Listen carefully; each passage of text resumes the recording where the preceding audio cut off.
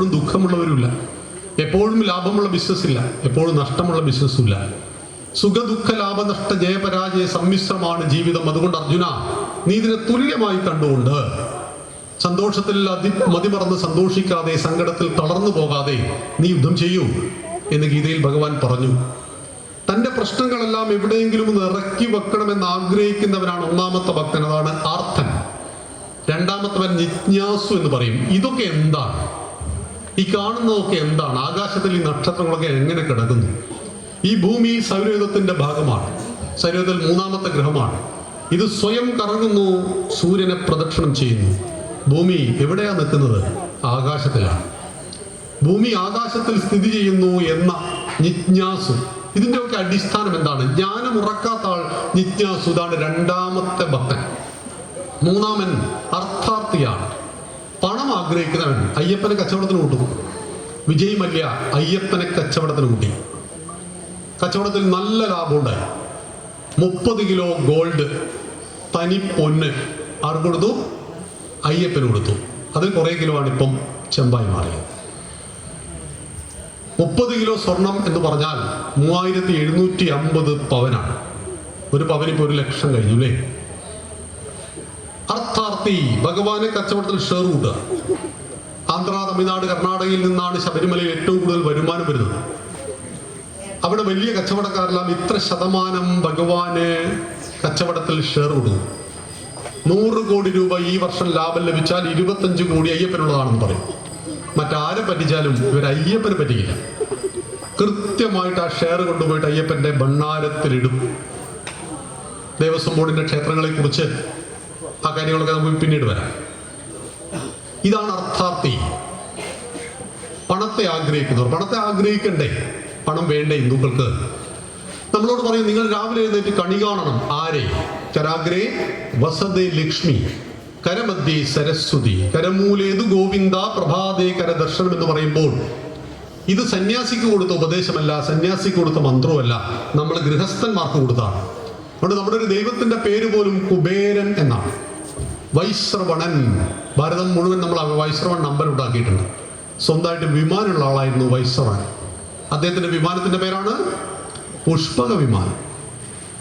അദ്ദേഹത്തിന്റെ സാമ്രാജ്യത്തിന്റെ പേരാണ് സ്വർണമയൂരലങ്ക, ശ്രീലങ്ക എന്നാണ് അതിനെ വിളിച്ചത്. പക്ഷേ സമ്പത്തിനെ ആരാധിച്ചപ്പോൾ ശക്തിയെ ആരാധിക്കാൻ മറന്നുപോയി വൈശ്രവണനോട്. അതുകൊണ്ട് കുബേരനെ ആട്ടിയോടിച്ചു രാവണൻ. ലങ്ക പിടിച്ചടക്കി. അദ്ദേഹത്തിന്റെ ഭാര്യമാരെ പോലും പിടിച്ചു കളഞ്ഞു. എന്നിട്ട് കൈലാസത്തിലേക്ക് ഓടി ഒളിക്കേണ്ടി വന്നു കുബേരന്. പുഷ്പക വിമാനവും ആര് കൊണ്ടുപോയി? ശക്തിയെ ആരാധിക്കാതെ നിങ്ങൾ മറ്റൊന്നിനെ ആരാധിച്ചിട്ടും കാര്യമില്ല എന്ന് 33 കോടി ദൈവങ്ങൾ നമ്മളെ പഠിപ്പിക്കുന്നു. അതുകൊണ്ട് ആയുധമില്ലാത്ത ഒരൊറ്റ ദേവീ ദേവനെ നമുക്ക് നമ്മുടെ സങ്കല്പത്തിലേക്ക് കാണാൻ കഴിയില്ല. ത്വം ഹി ദുർഗ ദശപ്രഹരണധാരിണി. 10 കൈകളിൽ ആയുധം ധരിച്ചവളാണ് ദുർഗ. മഹാവിഷ്ണുവിന്റെ കയ്യിൽ നോക്കിയാൽ, ശിവന്റെ കയ്യിൽ നോക്കിയാൽ ആയുധമില്ലാത്തൊരു ദേവീ ദേവനെ നമുക്ക് കാണാനേ കഴിയില്ല. അത്രയേറെ. കരാഗ്രേ വസതേ ലക്ഷ്മി. സമ്പത്തിനെ ആരാധിക്കൂ. കരമധ്യേ സരസ്വതി. അറിവിനെയും ആരാധിക്കൂ. ഇപ്പൊ സമ്പത്തിനെ ആരാധിക്കുവാൻ പഠിപ്പിച്ചവരാണ് നമ്മുടെ സംസ്കാരം. അതുകൊണ്ടാണ് രാജാവായ രാമനെ നമ്മൾ നോക്കുമ്പോൾ രാമൻ അണിഞ്ഞ കിരീടത്തിലെ വൈഡൂര്യത്തിന്റെ കണക്ക് പ്രകാരം ഇപ്പൊ ഒരു 1000 കോടി രൂപയൊക്കെ വേണ്ടി. 1000 കോടി രൂപ വില വരുന്ന വൈഡൂര്യമാണ് രാമന്റെ കിരീടത്തിലുണ്ടായിരുന്നത്. രാമൻ ധരിച്ച ആഭരണങ്ങൾ. എന്നാൽ ഇതെല്ലാം അച്ഛൻ പറഞ്ഞ വാക്ക് പാലിക്കാൻ വേണ്ടി എടുത്തെറിഞ്ഞ് മരമുരി ധരിച്ചുകൊണ്ട് കാട്ടിൽ പോകുവാനും രാമന് യാതൊരു മടിയും ഉണ്ടായിട്ടില്ല. സ്വീകരിക്കേണ്ട സമയത്ത് സമ്പത്ത് സ്വീകരിക്കുവാനും ഉപേക്ഷിക്കേണ്ടി വന്നാൽ അത് നിർഭയം ഉപേക്ഷിക്കുവാനും കഴിയുന്നു രാമന്.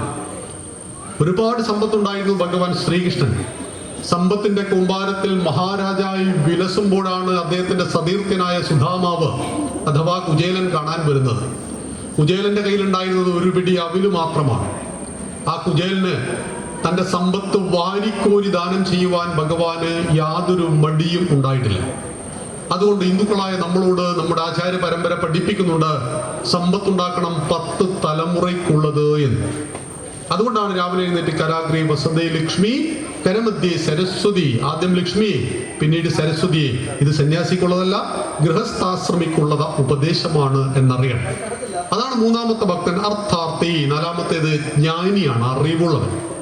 അറിവുറച്ചവന്റെ പേരാണ് ജ്ഞാനി. ഇതിൽ ആരോടാണ് എനിക്ക് പ്രിയമെന്ന് ഗീതയിൽ ചോദിക്കുമ്പോൾ ഭഗവാൻ പറയുന്നു, എനിക്ക് ജ്ഞാനിയോടാണ് പ്രിയം. കാരണം അവൻ എന്നെ ഒരു ശല്യവും ചെയ്യില്ല. അറിവുള്ള ആളുകൾ ജീവിതത്തിൽ ആരെയും ഉപദ്രവിക്കുന്നവരായിരിക്കില്ല. അറിവുള്ള കുടുംബിനി ആ കുടുംബത്തെ നന്നായി കൊണ്ടുപോകും. അറിവുള്ള ഗൃഹനാഥൻ ആ കുടുംബത്തെ നന്നായി കൊണ്ടുപോകും.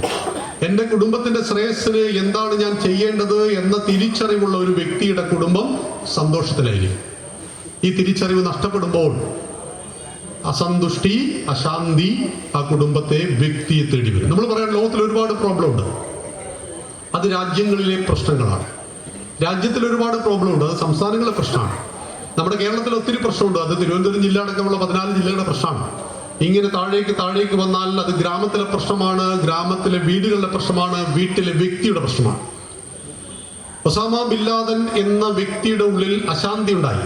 4 വിമാനങ്ങൾ ഒരേ സമയത്ത് തട്ടിയെടുത്ത് വേൾഡ് ട്രേഡ് സെന്ററിന്റെ 80ാം നിലയ്ക്ക് കൊണ്ടുപോയി ഇടിപ്പിച്ചിട്ട് 10,000-കണക്കിന് ആളുകളെ കൊന്നുകളഞ്ഞു.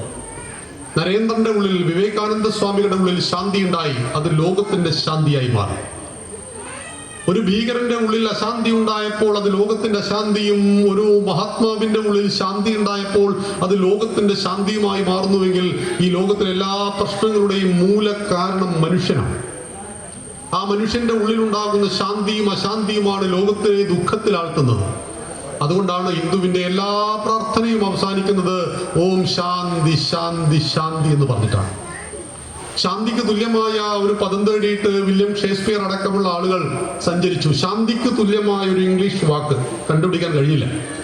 പീസ് എന്നാൽ സമാധാനം എന്നാണ്. അതിനൊരിക്കലും ശാന്തിയുടെ ഡെപ്ത് അതിനില്ല. ശാന്തിക്ക് തുല്യമായ ഒരു വാക്ക് ലോകത്തിൽ ഒരു ഭാഷയിലുമില്ല. അതുകൊണ്ടാണ് ഭാരതത്തിലാണ് ശാന്തി പിറന്നത്. ഭാരതത്തിലാണ് സാർവലൗകികത പിറന്നത്. എന്റേത് മാത്രം ശരിയാണെന്ന് പറയാത്ത